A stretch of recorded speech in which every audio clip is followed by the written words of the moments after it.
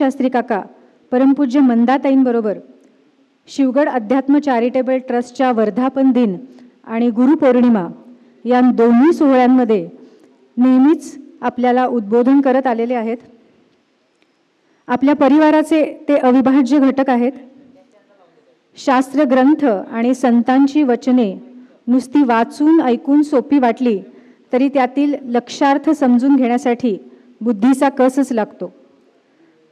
म्हणून आपल्या भाग्याने वेदांताचा अर्थ उलगडून सांगण्यासाठी संत आणि संतांचे बोल आपल्यापर्यंत पोहोचवण्यासाठी श्रद्धेय मुळे शास्त्री काका आपल्याला लाभलेले आहेत. आता मी श्रद्धेय मुळे शास्त्री काकांना विनंती करते की त्यांनी गुरुर् ब्रह्मा गुरुर्विष्णुर् गुरुर्देवो महेश्वरः गुरुः साक्षात् परब्रह्म तस्मै श्री गुरवे नमः. यत् सत्येन जगत् सर्वं यत् प्रकाशेन भाति तत् यदानंदेन नंदन्ति तस्मै श्री गुरवे नमः. यस्मात् जातं जगत् सर्वं यस्मिन्नेव प्रलीयते येनेदं धार्यते चैव तस्मै ज्ञानात्मने नमः. जयांचे केलिया स्मरण होय सकळ विद्यांचे अधिकरण तेची वंदू श्रीचरण श्री गुरूंचे पुंडलिक वरदारी विठ्ठल श्री ज्ञानदेव तुकाराम पंढरीनाथ महाराज की जय. जय जय रघुवीर समर्थ. परमपूज्य डॉक्टर काकांना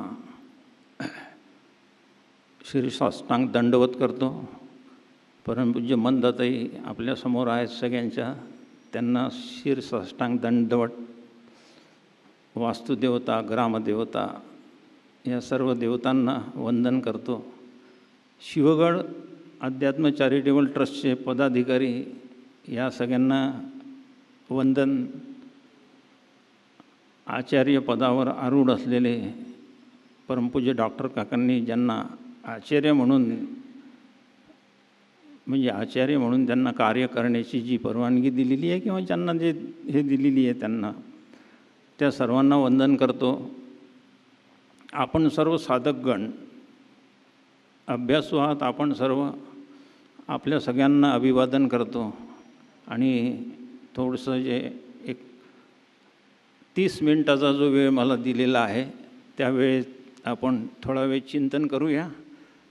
आता हे चिंतन मुख्यत्वे करून इथे जो आता परिसंवाद होणार आहे तो परिसंवादाचा जो विषय आहे तो विषय आणि थोडंसं गुरुपौर्णिमेनिमित्त सद्गुरूसंबंधी काय आपले अगोदरचे जे संत महात्मे होऊन गेले ऋषीमुनी होऊन गेले त्यांचे काय विचार आहेत या संबंधी आपण थोडा वेळ चिंतन करूया.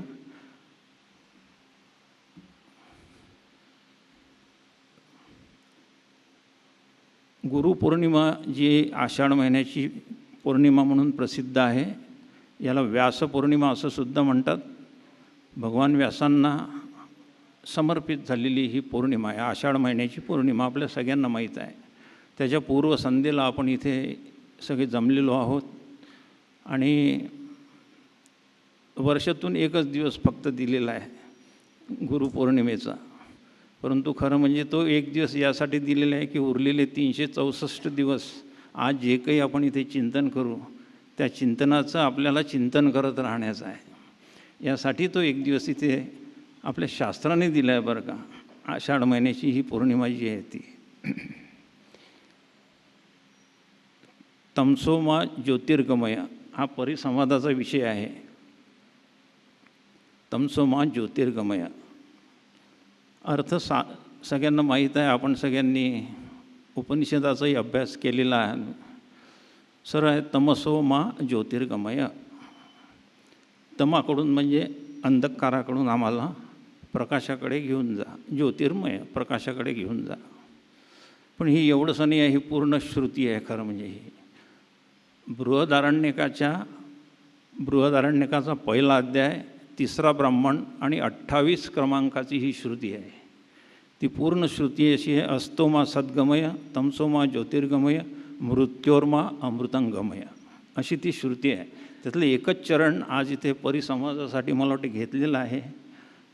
हा योग साधून आपण थोडंसं गुरुतत्वाचं चिंतन करायचं असं मनीषा आहे माझी. तर त्यासंबंधी बोलूया. तमसोमा ज्योतिर्गमय. तम म्हणजे अंधकार आणि आम्हाला ज्योतीकडे ने. या उपनिषदाच्या म्हणजे बृहदारण्यकाच्या उपनिषदाच्या पहिल्या अध्यायामध्ये 3ऱ्या ब्राह्मणामध्ये ही श्रुती आलेली आहे. या श्रुतीला पवमान असं म्हणतात बरं का. पवमान आहे, शुक्ल यजुर्वेदाचं पवमान म्हणतात. हे पवमान ऋग्वेदामध्ये आहे, पण शुक्ल यजुर्वेदाचं पवमान आहे. पवमान म्हणजे पावन करणारं, पवित्र करणारं, अशुद्धी आपल्यातली घालून देणारं, आपल्याला शुद्ध करणारं, असं पवमान शब्दाचा अर्थ आहे. मग पवमान आहे. शिवाय शंकराचार्यांनी या श्रुतीला जेव्हा यज्ञयाग वगैरे सुरू राहायचे पूर्वीच्या काळी, त्यावेळी या 3 मंत्राचा सतत जप चालायचा. जप चालायचा, त्याला अभ्यारोह जप असं म्हणतात. नाव त्याचं अभ्यारोह जप असं आहे. श्रुतीमध्येच दिलेलं, शंकराचार्यांनी दिलेलं भाष्यामधलं सांगतो आहे. अभ्यारोह जप असं म्हणतात. इकडे आहुत्या दिल्या जात राहायच्या आणि तिकडे ब्रह्मवृंद म्हणा किंवा ऋषीमुनी त्यावेळी जी व्यवस्था असेल त्याप्रमाणे या मंत्राचा सतत जप चालायचा. त्याचा अर्थ आपण शंकराचार्यांनी खूप विस्तृत भाष्य नाही लिहिलं, थोडंसं भाष्य लिहिलेलं आहे त्याच्यावर. शब्दार्थच आहे म्हटलं तरी चालेल जास्त. बस विनंती आहे, असतकडून सतकडे घेऊन जा, अंधाराकडून उजेडाकडे घेऊन जा, मृत्यूकडून अमरत्वाकडे घेऊन जा. आता असत, अंधार आणि मृत्यू कोणाचे धर्म आहेत हे आपल्याला सगळ्यांना माहीत आहे. सगळे मायेच्या राज्यातले खेळ आहेत हे. पूर्ण हे तिन्ही मायेच्या राज्यातले खेळ आहे. त्याच्या विरुद्ध असतकडून सत, तमाकडून प्रकाश, सत प्रकाश आणि मृत्यूकडून अमरत्व, हे परब्रह्माचं लक्षण आहे. मी स्वरूप लक्षण म्हणत नाही, स्वरूप लक्षण वेगळं आहे. हे परब्रह्माची लक्षण आहे. सच्चित आनंद ज्याला आपण म्हणतो तेच हे लक्षण आहे. म्हणजे थोडक्यात जर अगदी या श्रुतीचा जर अर्थ घेतला तर आपल्याला मायेच्या तावडीतून सुटून आपण ही प्रार्थना आहे बरं का. विशेष म्हणजे याला प्रार्थना म्हटलेलं आहे उपनिषदाने. ही प्रार्थना, जप सतत सुरू आहे आणि प्रार्थना चालू आहे. प्रार्थना त्या यज्ञपुरुषाला केलेली आहे. त्याला सांगून राहिला, विनंती करतो आहे, आम्हाला घेऊन जा इकडून, मायेच्या बंधनातून आम्हाला बाहेर काढ आणि त्या आमच्या स्वरूपाच्या आनंदामध्ये आम्हाला विलीन करून टाक. असल्या प्रकारचे ह्या प्रार्थनेचं स्वरूप आहे. मोठी श्रुती आहे ती. त्याचा आपल्याला आज पूर्ण विवेचन नाही करायचं, आपल्याला दुसरा अर्थ पाहायचा आहे. पण तमसो मा ज्योतिर्गमय, अंधकाराकडून आम्हाला प्रकाशाकडे घेऊन जा असं म्हटल्यानंतर नुसतं हे तत्व आहे, हे तत्व सांगितलेलं आहे, पण साधन काय आहे त्याचं, प्रश्न असा येतो. आता तसं जर अगदी चिंतन करतो म्हटलं तर संपूर्ण बृहदारण्यक हे साधनच सांगतं आहे आपल्याला. त्याचं पूर्ण बृहदारण्यकामध्ये याच्या साधनाचा भरपूर विचार केलेला आहे. उपासना आहे, त्यामध्ये खूप उपासना सांगितलेल्या आहे. उपासना हे साधनच आहे. कर्मही आहे त्याच्यामध्ये सांगितलेलं. कर्म, उपासना, ज्ञान हे त्रिकांडात्मक वेदाची जी रचना आहे ती रचना त्या उपनिषदामध्ये सांगितलेली आहे ती. मग साधन जे ते सांगितलेलं आहे, आम्हाला अंधकाराकडून प्रकाशाकडे ने, असं आपण सगळे या मृत्यू लोकावरचे जे जीव आहोत, जीव प्राणी जो आहोत, त्यांना कोण करून दिलं असं, असा प्रश्न उद्भवतो ना. कोणाकडे जायचं असं म्हणायला, आपण कोणाला प्रार्थना करायची असा प्रश्न उद्भवतो. आणि म्हणून या प्रार्थनेचा संबंध जो आहे तो ज्ञानेश्वर महाराजांनी आपल्याला या प्रार्थनेचा काय संबंध आहे हे दाखवून दिलेला आहे. विशेष म्हणजे ज्ञानेश्वर महाराजांचे एका ओळीचा आधार घेऊन आपण या प्रार्थनेचा विचार करू थोडक्यात, अगदी विचार. अमृतानुभव शब्द सगळ्यांनी ऐकलेला आहे. अनुभवामृत किंवा अमृतानुभव ज्ञानेश्वर महाराजांचा तत्त्वज्ञानाचा शिखरस्थ ग्रंथ असं म्हणूया त्याला आपण. त्या ग्रंथाचा दुसरा अध्याय जो आहे, त्या दुसरा अध्याय सद्गुरूला समर्पित आहे, पूर्ण समर्पित आहे. 80 ओव्या आहेत त्याच्यामध्ये एकंदरीत. सगळ्या 80च्या 80 ओव्या तुम्हाला एक विलक्षण मार्ग दाखवतो आहे, मायेच्या बंधनातून सुटून आपल्या स्वरूपाच्या आनंदामध्ये कसं जावं आहे. वेगवेगळे दृष्टांत आहे, आपल्याला माहितीच आहे. ज्ञानेश्वर महाराज दृष्टांतासाठी प्रसिद्धच आहे. अगदी दृष्टांत देऊन ते सिद्धांत सांगतात कधी कधी, आणि सिद्धांत देऊन त्याच्यासाठी दृष्टांतही सांगतात. सिद्धांताला दृष्टांत, दृष्टांताला सिद्धांत, ही किमया ज्ञानेश्वर महाराजांनी आपल्या वाङ्मयामध्ये अनेक ठिकाणी केलेली आहे. आणि म्हणून इथे ज्ञानेश्वर महाराज अमृतानुभवाच्या 2ऱ्या अध्यायामध्ये सद्गुरूकडे पाहण्याची त्यांची दृष्टी आपल्याला सांगतात आहे. त्या दृष्टीचा अर्थ जर आपल्याला कळला तर तमसोमा ज्योतिर्गमय कसं साध्य करून घ्यायचं हे साधन आपल्याला कळून जाईल. एक आलंबन घ्यावं लागते कुठलं तरी विचार करण्यासाठी. आणि म्हणून ती राखो जाता शिष्याते गुरुपण जाईजे थिते, गुरुपण जाईजे थिते तरी गुरुपण जयाते सांडीचे ना. ही 12व्या क्रमांकातली 2ऱ्या अध्यायातली अमृतानुभवाची ओवी आहे. ती आपल्याला तमसोमा ज्योतिर्गमयाकडे जाण्याचा मार्ग प्रकाशित करून देत आहे. श्रुतीचा अर्थ नाही पाहून आलो आपण बरं का. आपल्याला पाहायचं आहे की हा जो परिसंवाद जो होतो आहे, या परिसंवादाच्या अनुलक्षाने म्हणजे त्याला समोर ठेवून आपल्याला कशा प्रकारचा या मायेच्या तावडीतून सुटून आपल्याला स्वरूपाकडे जाता येईल. तात्विक चिंतन आहे. अमृतानुभव हा ग्रंथ फक्त तत्त्वाचं चिंतन करणारा, लक्षात ठेवा. आणि ते तत्त्वाचं चिंतन असं काही विलक्षण आहे की सगळ्यांना माहीत आहे. अमृतानुभवाबद्दलचे मोठमोठे जे विद्वान आहेत त्यांनी जे त्याबद्दलचे मतं व्यक्त केलेले आहेत, ते ग्रंथच नाही हो असा कुठला दुसरा. रोजचे आपले अनुभव, आपले रोजचे येणारे अनुभव दिले आणि त्यातून कशी दृष्टी विकसित करून घ्यावी परमात्म्याला पाहण्याची, ही कला त्यामध्ये अमृतानुभवापासून ज्ञानेश्वरी अमृतानुभव, हरिपाठ घ्या साधा, त्यामध्ये सगळ्या या ग्रंथांमधून ज्ञानेश्वर महाराजांनी आपल्याला दिलेले आहे. थोडंसं त्याबद्दल बघूया. या ओवीबद्दल. राखो जाता शिष्याते गुरुपण धाडीजे थिते तरी गुरुपण जया ते सोडीची ना. अर्थ साधा आहे. राखो जाता शिष्याचे. एकदा आपण सद्गुरूला शरण गेलो म्हणजे आपल्याला ज्या दिवशी आपल्या सद्गुरूंचा मंत्र मिळाला असं म्हणूया आपण आपल्या भाषेमध्ये समजण्यासाठी, ज्या दिवशी आपल्याला सद्गुरूंचा अनुग्रह झाला आणि त्यांनी आपल्याला मंत्र दिला, त्या क्षणापासून, ज्या क्षणी त्यांनी आपल्या कानात ते उच्चार केले मंत्राचे, त्या क्षणापासून तर त्या जीवाला आत्मसाक्षात्कार होईपर्यंतचा क्षण,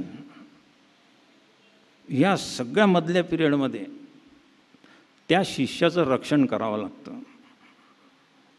त्या शिष्याला रक्षण राखो जाता शिष्या ते म्हणून म्हटलं ज्ञानेश्वर महाराजांनी. कसं काय राखणं म्हणजे काय करतात सद्गुरू? सद्गुरू जबाबदारी घेतात आहे ती. मग रक्षण कशाचं करतात तो? अहो, जर प्रापंचिक शिष्य असेल तर त्याला काय अनेक अडचणी होते. त्याचं प्रारब्ध कर्म त्याला भोगावं लागतं. कर्माची फळं तो भोगणारच आपल्या आयुष्यात. गृहस्थ असो, कुठल्याही आश्रमामध्ये असो, प्रारब्ध कोणालाच सुटलेलं नाही आहे. जन्ममरण त्याला टळलेलं नाही आहे. ते तर राहणारच आहे त्याच्यामागे. सुखदुःखाचे जे काही आपल्याला प्रहार होतील, आघात होतील, तेही सहन करावे लागणार आहे. या प्रत्येक सुखदुःखाच्या आघातात, आता आपण म्हणाल सुखाच्या आघातातही रक्षण करावं लागते, करावंच लागते. नाही तर काय होतं माहीत आहे आपल्याला? मग एखाद्या रिक्षावाल्याला 5 कोटीची लॉटरी मिळाली आणि कळू द्या त्याला, काय होते? त्याला हिस्टेरिया म्हणतात ना याच्यामध्ये. सहन नाही होत सुख ओसंडून व्हायला लागले, सहन होत नाही.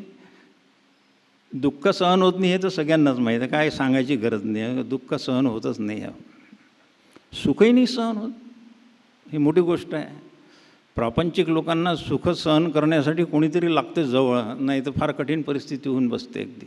असं मुद्दा लक्षात घेऊया.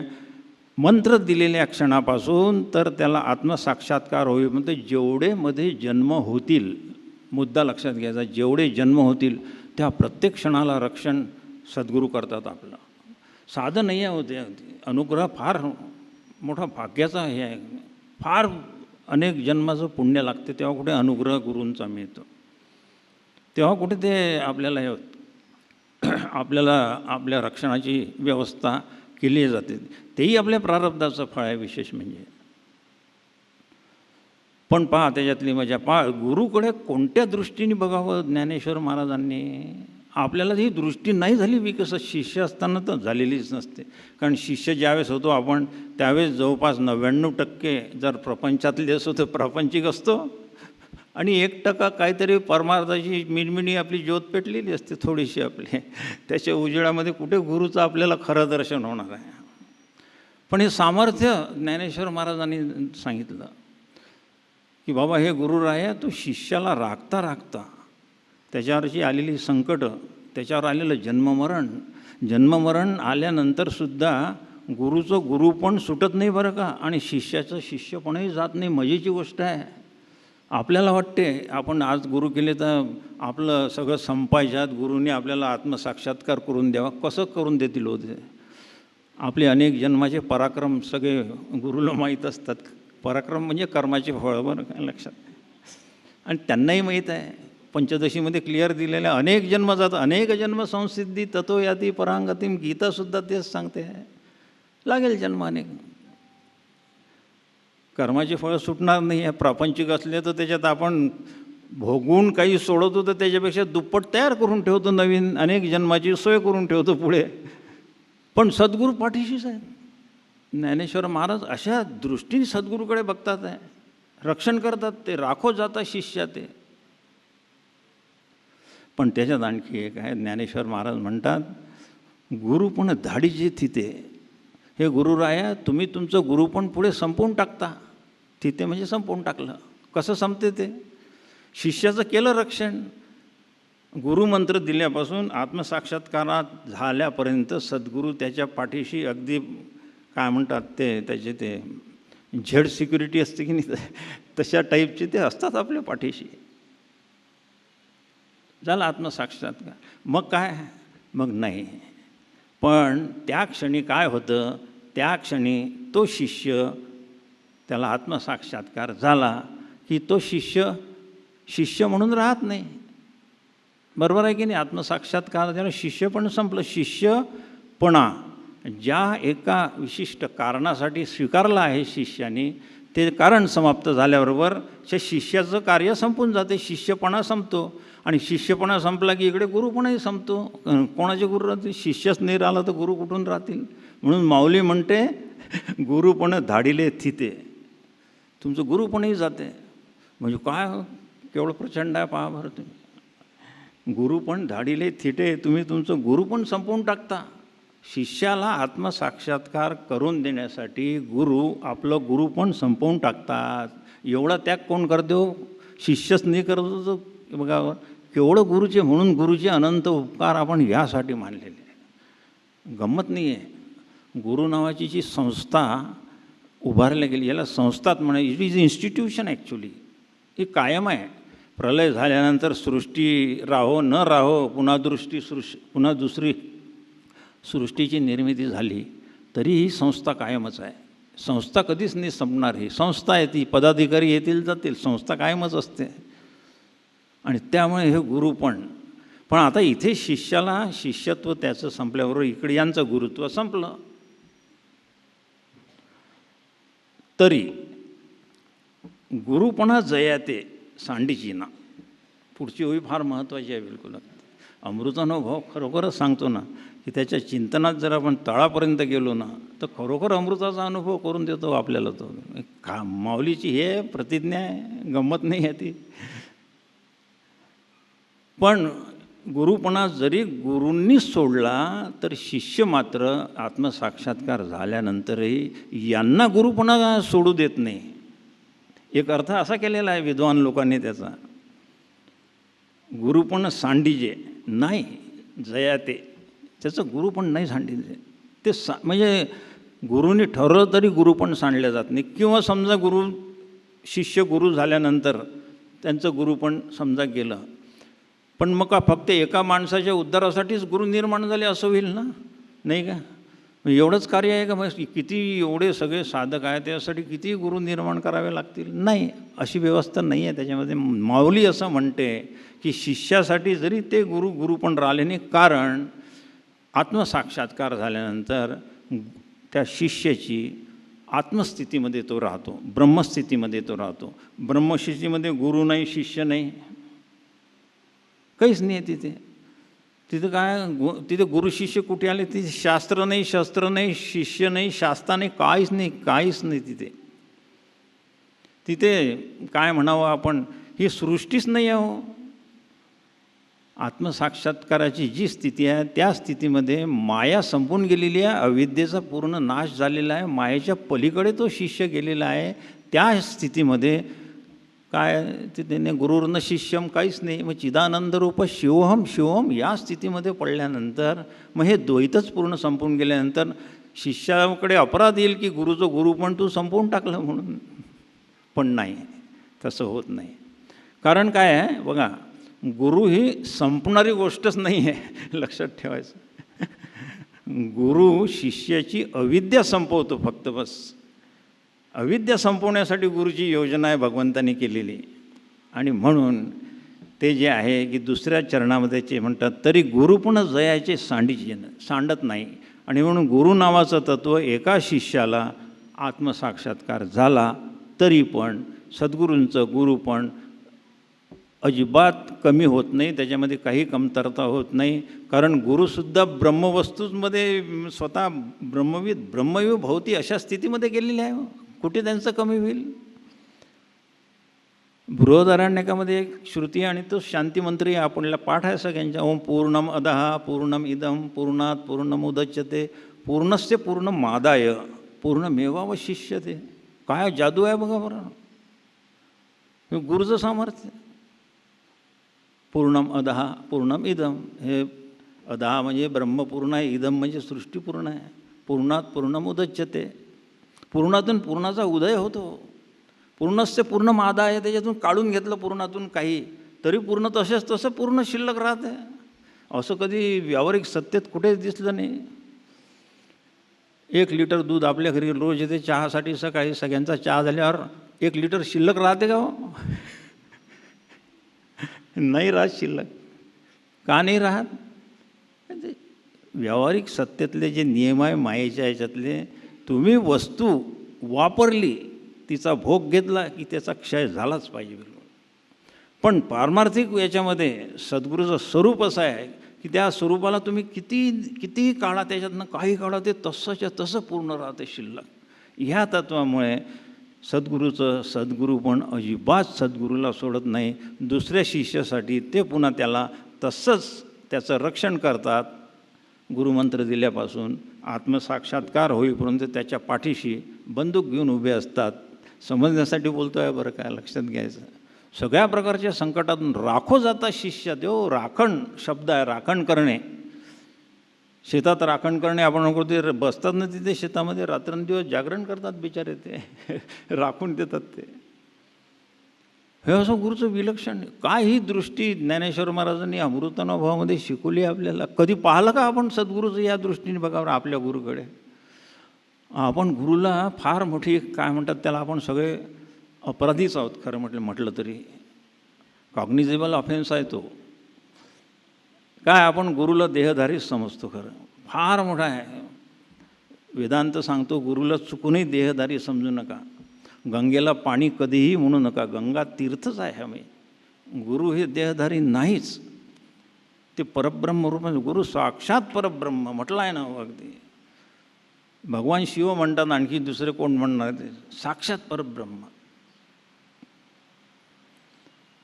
अमृतानुभवाच्या सुरुवातीला 5 संस्कृत ओव्या आहेत. त्या गुरुच्या, ते गुरुचं से आहे, वंदन आहे, मंगलाचरण आहे केलेलं त्याचं. त्याच्यामध्ये गुरु म्हणजे कोण आहे? साक्षात शांकरी विद्या, ब्रह्मविद्या मूर्त घेऊन जर इथे पृथ्वीवर अवतरली असेल ते सद्गुरू आहेत. त्याला शांकरी विद्या म्हटलेलं आहे. कारण भगवान शंकरांनी पार्वतीला दिलेली ती ब्रह्मविद्या आहे. आणि हे 2 प्रवाह आपल्या सगळ्यांना माहीत आहे. गुरु मोठे मोठे प्रवाह आहे. भगवान शिवापासून निघालेला आहे. सदाशिवसमारभ्याम शंकराचार्य मध्यमाम अस्मदाचार्यपर्यंतम वंदे गुरुपरंपराम. सदाशिवापासून महादेवापासून नारायण समारभ्याम शंकराचार्य मध्यमाम अस्मदाचार्यपर्यंतम वंदे गुरुपरंपराम. म्हणजे काय, एकाला शिष्याला जर गुरुत्व आणून दिलं तर संपून जायचा प्रकार राहूच शकत नाही, कारण ब्रह्मवस्तू संपत नाही ना. मुद्दा लक्षात ठेवायचा. मुद्दा मला हा सांगायचा आहे की गुरु आणि शिष्य दोन्ही जर ब्रह्मरूप झाले तर काय त्याच्यामध्ये कोण संपणार आहे? संपण्या नावाची प्रक्रियाच नाही आहे तिथे, त्या स्वरूपातच नाही आहे काही. मायेचं अस्तित्व पूर्ण संपलेलं आहे, अविद्या पूर्ण निश्चय झालेली आहे. मग पुढचं काय राहणार आहे, नाही का? जन्मणे आणि मरणे. म्हणून शिष्याचं जन्ममरण संपून जाते, लक्षात ठेवायचं. हे संकट आहेत, याला संकट म्हटलेलं आहे शास्त्राने. शिष्यामधलं अज्ञान म्हणजे अविद्या फार मोठं भयानक संकट आहे हे. अगदी शिष्याचं जन्ममरण जे आपण सत्य मानतो वास्तविक, ते तसं नाही आहे. मरणासारखी आनंदरूपता कुठेच नाही आहे असं शास्त्र शिकवते. बघा तुम्ही, आता आपल्याला आश्चर्य वाटेल, मरणासारखी आनंदरूपता कुठेच नाही आहे. मोठा विषय आहे, तर त्याच्या तपशिलात जात नाही मी. आपल्या मरणाला किती घाबरतो. मरणाला घाबरलो नसतो तर एवढे हॉस्पिटल कशाला तयार झाले असते. IIM सगळ्या जिल्ह्यात केल्या म्हणे आता, बिलकुल त्या भीतीपोटी आहे सगळे केलेले. आम्ही सत्य मानलं मरणाला. आणि गुरु आपल्याला खूपदा समजून सांगतात की तू देह नाही, तरी पण थोडंसं आजारी पडलो की लगे ॲम्ब्युलन्स बोलवलीच ताबडतोब. बिलकुल या स्थूल देहाच्या मरणाला आपण मरण समजतो. एवढी देहबुद्धी अत्यंत, काय म्हणतो त्याला, त्या सिमेंटमध्ये जसं स्लॅब टाकताना लोखंड असतं की नाही बघा तुम्ही, आणि त्याच्यावर पाणी गिणी देऊन झाल्यावर किती होते की तुम्ही ओढून नाही काढू शकत त्याला. तशी देहबुद्धी आपली, आपल्या प्रत्येक आत्म्याची, आतमध्ये असलेला जो कूटस्थ आत्मा या देहाशी इतकी जडलेली आहे ती. सद्गुरूला किती त्रास होत असतील ती काळायसाठी, बघा बरं तुम्ही. देहबुद्धी ते आत्मबुद्धी करावी, समर्थाचं वचन आहे ते. आणि त्यामुळे वेळच्यात करतो पूर्ण मी. अगदी मुद्दा लक्षात घेऊया आपण की हे सद्गुरूकडे ज्ञानेश्वर महाराजांनी या दृष्टीने पाहिलेलं आहे, लक्षात ठेवूया. दुसरं सद्गुरूचं एक उदाहरण आणखी एक देऊन आपण थांबूया, वेळ संपत आली आहे मला माहीतच आहे. सद्गुरूला शास्त्रामध्ये उदार म्हटलेलं आहे, उदार. बरं का, हे खरं सद्गुरूचं लक्षण आहे, उदार.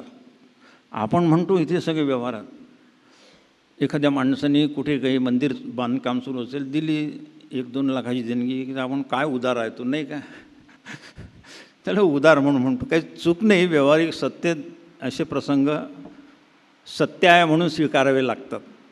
व्यावहारिक सत्तेत काय नाही स्वीकारावं लागणार हो. एक तिथं काहीच सत्य नाही तरी सगळा व्यवहारच सत्य आहे म्हणून जर स्वीकारला तर मग हे छोट्या गोष्टी स्वीकारण्यात काय हे नाही आहे, अडचण नाही आहे. असो, सद्गुरूला वेदांतशास्त्राने उदार म्हटलं. तर का म्हटलं त्यांना उदार? तर उदार शब्दाची व्याख्या लक्षात घेऊया आपण. उदार शब्दाची व्याख्या फार साधी आहे. जी व्यक्ती आपल्या स्वरूपाचं दान करू शकेल त्याला उदार म्हणतात शास्त्रामध्ये. लक्षात आलं? स्वरूपाचं दान. बरं, बाकीचं दान तर काय काही खूप लोक काय, मी मेल्यानंतर माझे डोळे मी दान करणार आहे, हे दान करणार आहे, ते दान करणार आहे. कर ना तू सगळं दान, तुझी संपत्ती दान कर. तुझं स्वरूप दान करू शकतो का तू? स्वरूप फक्त एकच व्यक्ती दान करू शकते आणि ते म्हणजे सद्गुरू. बस, स्वरूपाचं दान करतात ते. राघोबा उदारा ये माझ्या मंदिरा. काय सुंदर पद रचलेलं आहे. कोण कवी आहे माहीत नाही मला, पण फार तीन राघोबाला उदार म्हटलं. रामालाच उदार म्हणा तुम्ही, कृष्णाला उदार म्हणा, गुरुला उदार म्हणा. हो, गुरु स्वरूपाचं दान करतात. तुम्हाला तुमचं स्वरूप हरवलेलं आहे, तुमच्यासाठी तुम्हाला शोध घ्यायचा आहे. आपुला आपण पेया विसरलो आहे तर विसरू जो धनंजय आहे तेची रूप आहे. अज्ञानाचा परिणाम म्हणून आपण आपल्याला हरवून बसलो आहे इथे. ते हरवलेली जी आपल्या स्वरूपाची वस्तू आहे ती वस्तू आपल्याला तुझ्या जवळच आहे एवढं दाखवून देण्यासाठी फक्त हे सद्गुरूच करू शकतात. आणि ते स्वरूपाचं दान करतात म्हणजे काय? त्यांनी काही कुठून आणलं का? तुमचं स्वरूप कुठूनच आणलेलं नाही आहे. ते तुम्ही तुमच्या अज्ञानामुळे तुमच्या जवळचं जे तुमचं स्वरूप आहे त्याला आवरण टाकून दिलं. कशाचं? अज्ञानाचं आवरण टाकून दिलं. फक्त सद्गुरू ते असं झाकण दूर करतात, फक्त बस आवरण दूर. आत्मसाक्षात्कार म्हणजे काय हो? शेवटचा क्षण नाही का? मल, विक्षेप आणि आवरण हे आपल्या अंतःकरणाचे 3 दोष आहेत. सगळ्यांना माहीत आहे, आपण अभ्यास केलेला आहे, तपशिलात मी जात नाही. आता पंचदशी वाचून झाली आहे, सगळे झालेलं आहे. मल, विक्षेप आणि आवरण, यातलं मल आणि विक्षेप हे 2 पुरुषार्थाने दूर करण्याचा विषय आहे. आलं का लक्षात? पुरुषार्थाने करू शकतात तुम्ही, कोणीही करू शकते ते ठरलं तर. मल म्हणजे काय? अंतःकरणामध्ये आपल्या निषिद्ध कर्म करण्याची जी प्रवृत्ती आहे त्याला मलदोष म्हणतात. पुष्कळदा उदाहरण दिलेलं आहे. शास्त्र सांगते रस्त्यावरचं अन्न खाऊ नका. पाणीपुरी खातोच की नाही आपण? पहिल्यांदा पाणीपुरी खाताना मी खूपदा पाणीपुरीचं उदाहरण देतो म्हणून मला 1-2 ठिकाणी म्हटलं जरा दुसरं देत जा म्हणे उदाहरण. बट ठीक आहे, मिसळ, आज इकडची मिसळ प्रसिद्ध आहे. मिसळ खातो की नाही? मिसळ आपण रस्त्यावर खातो ना. आता पहिल्यांदा खातो त्यावेळेस वाटते की नाही खायला नको भाऊ. आपल्या घरी सांगतात की रस्त्यावरचं अन्न खाऊ नये म्हणून थोडंसं बोचते काहीतरी काटा. एकदा झालं, 2दा झालं. नंतर तो रस्त्यावरची मिसळ खाताना त्याला हे आठवतही नाही की हे आपण काहीतरी अधर्म करून राहिलो किंवा चूक करून राहिलो किंवा आचरणाची हे काहीतरी म्हणजे दोष आहे याच्यामध्ये. काहीच नाही वाटत. निषिद्ध कर्म करण्याची प्रवृत्ती सतत जर केली तर ते जणू काही ते आपलं म्हणजे काय विहित कर्म वाटायला लागते. बघा तुम्ही विचार करून, वाटते की नाही? बघा तुम्ही, खोटं किती जागोजागी बोलतो सांगा बरं. खोटं बोलू नका. सत्यम वद धर्मंचर, नाही का, किती एवढी तैत्तेरी उपनिषदांनी आज्ञा देऊन ठेवलेली आहे. बोलतो का सत्य? नाही बोलत. आजकाल त्या मोबाईलमध्ये फोन आला का, हो घरी आहे का, येऊ का 10 मिनिटं? नाही हो, मी आत्ताच बाहेर आहे, या चौकात आहे, या बाजारात आहे. बोलतो की नाही? हो, झालं की नाही? पहिल्यांदा बोलायला थोडंसं काहीतरी थोडीशी लज्जा वाटते, मग निर्लज्ज होऊन जातो. मुद्दा काय आहे आपला सुरू? असो, ह्या मलदोष आहे. अंतःकरणातला निषिद्ध कर्म करण्याची प्रवृत्ती बाळगत जाणे मल. विक्षेप, सगळ्यांना माहीत आहे विक्षेपाची वाद्य. जी वस्तू जशी आहे तशी न दिसणे, त्याच्या जी भलतंच ते दिसणे, हे विक्षिप्तपणा अंतःकरणाला या ब्रह्मांडामध्ये श्रुती असं सांगते की सगळीकडे ब्रह्मच भरलेलं आहे. सर्वम खलु इदं ब्रह्म. त्याचं भाषांतर गीतेने केलेलं आहे. वासुदेवच सर्वमिती सहम आत्मासु दुर्लभ. त्याचं भाषांतर माऊलीने केलं, भरला घनताट हरी दिसे. तुकाराम महाराजांनी केलं, त्रिभुवन संचले विठ्ठले गा. समर्थांनी केलं, रीता ठावया रागवी विण नाही. आहे ना हे सगळं, हे इतकं सगळं, हे इतकं हे सगळं जे आहे आपल्याला नाही येत अनुभव त्याचा. का नाही येत? कारण आपलं अंतःकरण जे त्या जागेवर असायला पाहिजे जिथून हे दिसते आपल्याला. आपलं अंतःकरणाचं अधिष्ठान असलेला कुठंसतं आत्मा किंवा परमात्मा दिसतं नाही आहे तिथे. ते सरकलं दुसरीकडे, त्याला विक्षेप म्हणतात. चेतना आहे आतमध्ये, चैतन्य आहे, पण ते आत्मेकडे पाहत नाही आहे. त्यांनी या जगाकडे, बाहेर विषयाकडे पाहिलं. आणि आता हा या पंचविषयात आहे, मोठा विषय आहे तो. पंचविषय मोठा विषय आहे, त्याच्यात तपशील आहे ना. आपण विषयात रमलेलो आहे सगळे.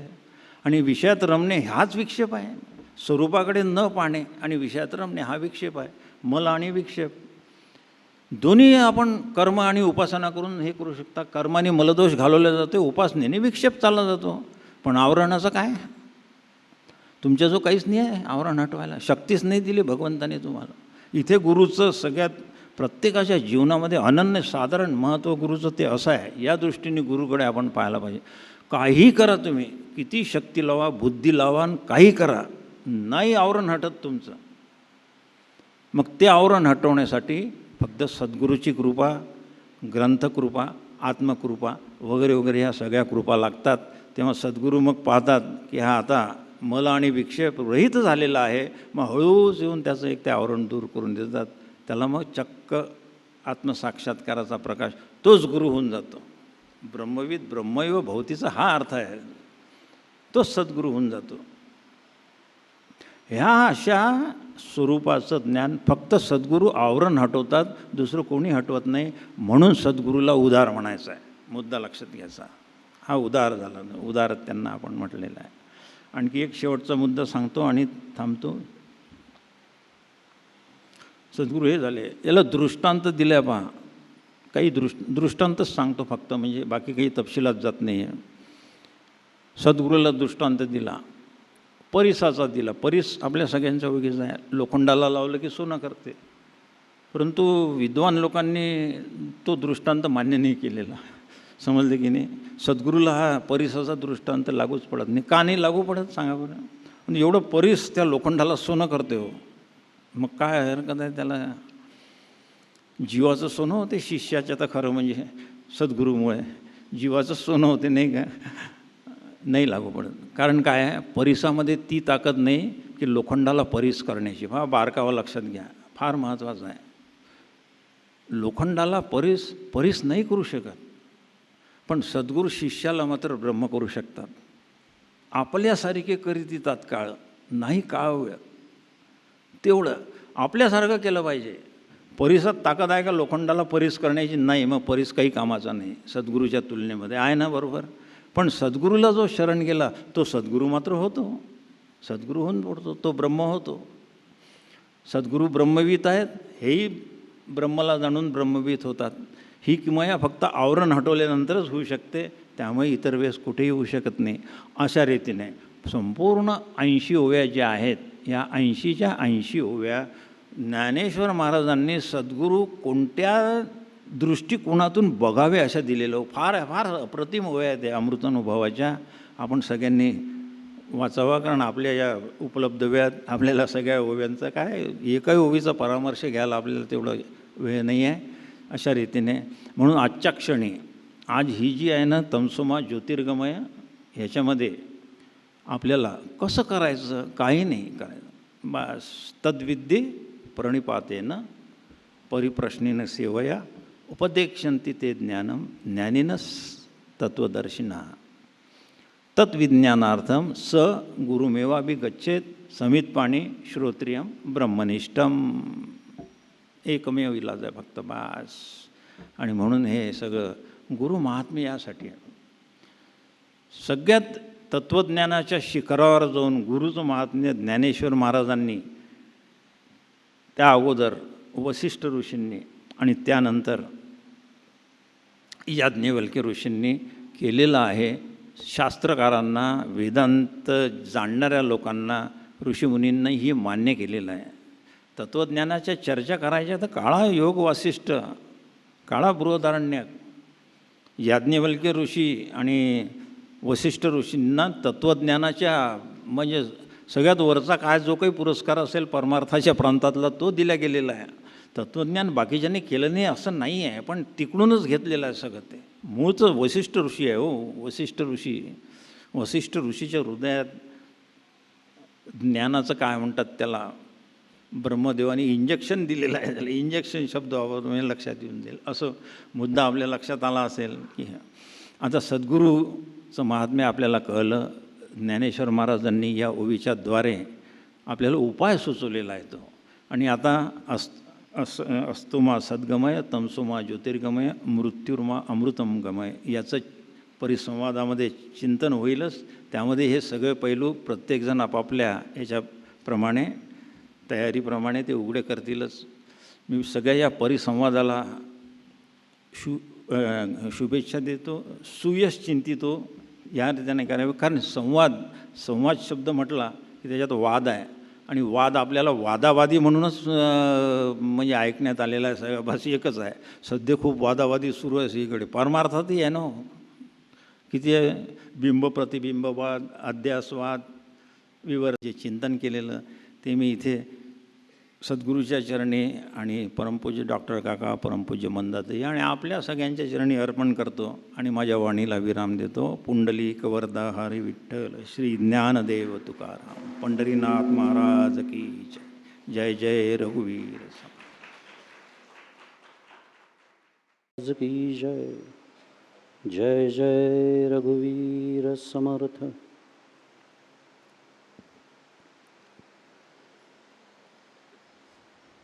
वेदांत भास्कर या संस्थेतर्फे जे त्रैमासिक प्रकाशित होतं त्याच्याबद्दल 2 शब्दामध्ये माहिती देण्यासाठी मी आपल्यासमोर उभा आहे. आणि त्याचबरोबर मला काही 2 किंवा 3 महत्त्वाच्या घोषणासुद्धा करायच्या आहेत, त्याच्यासाठी मी उभा आहे. सर्वप्रथम त्या त्रैमासिकाचं प्रकाशन आज होईलच, आपण आत्ताच ऐकलं, भक्तियोगाला 25 वर्ष पूर्ण झाली.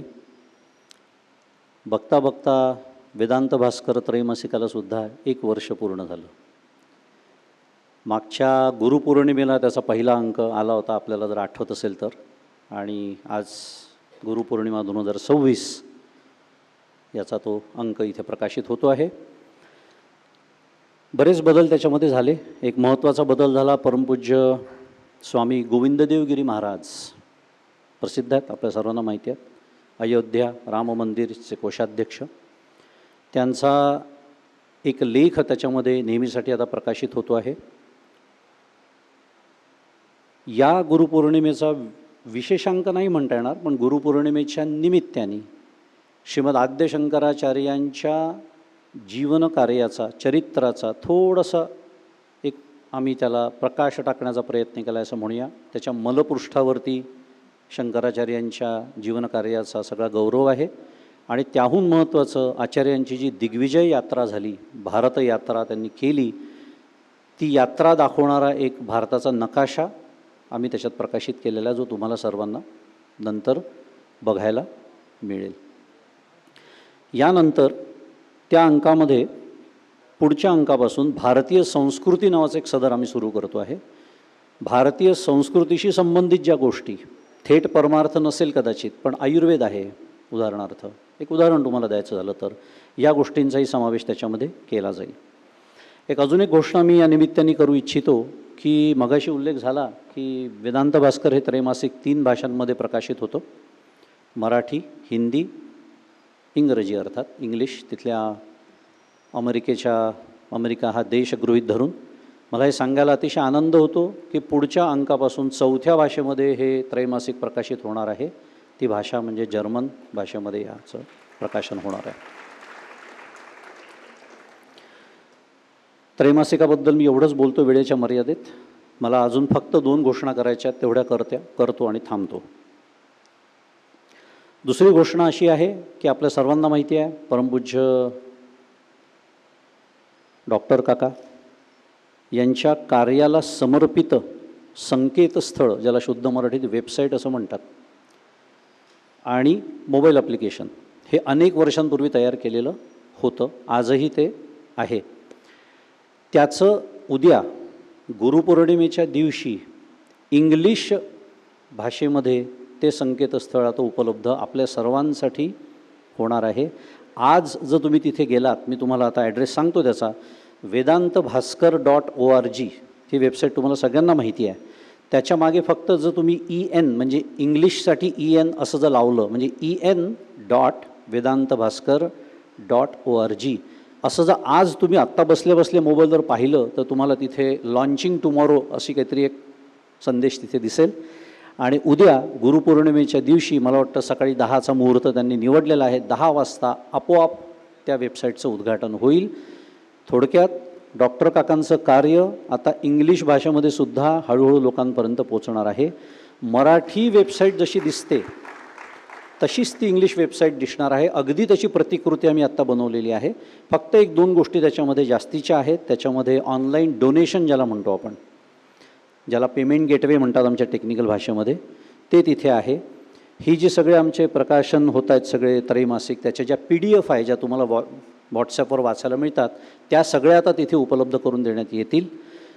जर्मन भाषेमध्ये जेव्हा हे त्रैमासिक प्रकाशित होईल तेव्हा जे आपले पारिभाषिक शब्द आहेत परमार्थाचे, जीव आहे, ब्रह्म आहे, धर्म आहे, इत्यादी इत्यादी, याचं भाषांतर आम्ही करणार नाही. तर आम्ही त्याचं काय करू, तर तिथे हायपरलिंक देण्यात येईल त्या PDFमध्ये, आणि त्याच्यावर क्लिक केल्यानंतर त्या संज्ञेचं काय त्याचं स्पष्टीकरण आहे ते त्या वेबसाईटच्या त्या पानावरती तुम्हाला वाचायला मिळेल जर्मन भाषेमध्ये.